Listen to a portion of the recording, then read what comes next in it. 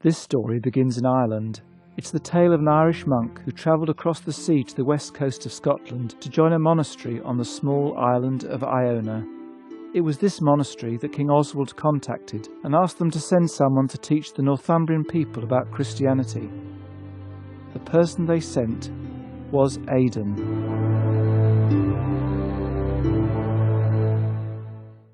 Actually, Aidan wasn't the first person that the monks sent from Iona. First was a monk called Corman, but he lasted no time at all. He came back and he was really unhappy. He said that the Northumbrians were barbarians and they would never learn to become Christians. So the monks were in despair. How on earth were they going to satisfy King Oswald?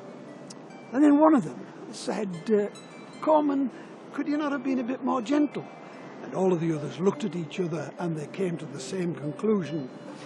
Brother Aidan, they said, we need you to go and teach the Northumbrians about God.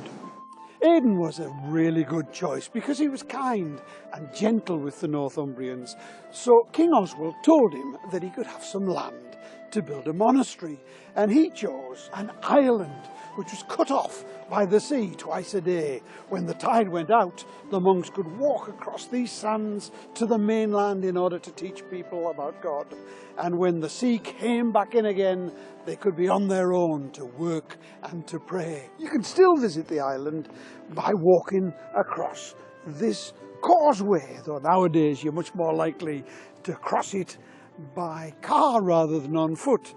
And the island's called Lindisfarne, though often nowadays it's called Holy Island as well, because it used to be the home of two saints. Aidan built his monastery here on the island, which today is quite a busy little place with houses, and sometimes there are lots of visitors, but in his time it was much wilder, surrounded by nature and the sea, and a really great place to build a monastery. Aidan wanted his monastery to have a school, probably the first school in Northumbria, where boys could come to learn to read and write in Latin as well as in English, and learn how to teach others about Christianity, because Aidan knew that Christianity would only stay in Northumbria if the next generation passed it on. So what can I tell you about Aidan, the monk and the teacher? Well, he certainly seems to have stuck to his idea about being gentle with the Northumbrians. He used to walk everywhere, so it was easy to stop and talk to them.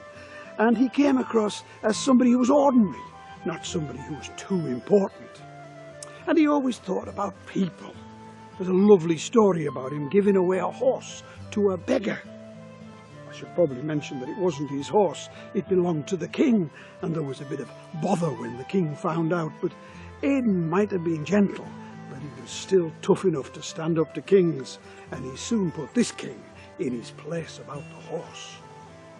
Aidan lived his life like the Christian message that he taught. He was generous with his time, and he cared about the sick and the poor. He didn't live a dramatic life, because that's not the sort of bloke that he was, but he helped people towards faith by being like them, by showing them how to live a Christian life. He was like a beacon of God's love. He was the beacon of the North. Sometimes his legacy gets a bit overshadowed because of another even more famous saint who also lived on Lindisfarne, and you'll hear about him later on.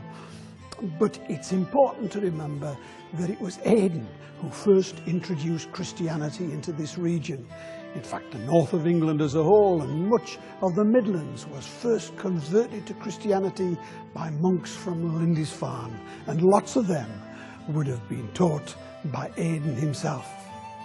So finally, let's hear what Bede has got to say about Aidan.